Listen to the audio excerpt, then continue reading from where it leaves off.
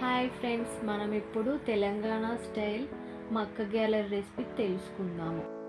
10 మిర్చీలు, అలాగే ఒక 5-6 వెల్లుల్లి, జీలకర్ర వేసుకోవాలి, 1 టేబుల్ స్పూన్. దాని తర్వాత కడిగి పెట్టుకున్న కంకుల గింజలు వేసుకొని మిక్సీ పట్టుకోవాలి. దాని తర్వాత నెక్స్ట్ ప్రాసెస్కి వెళ్దాం.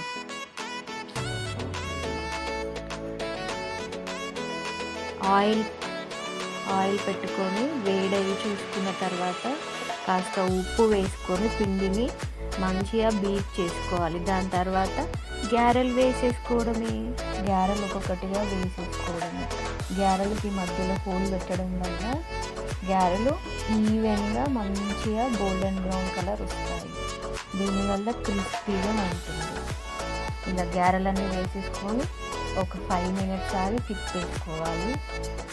ఒక్కొక్కటిగా తిప్పుకొని మంచిగా గోల్డెన్ బ్రౌన్ వచ్చిన తర్వాత అన్నీ తీసేసుకోవడమే.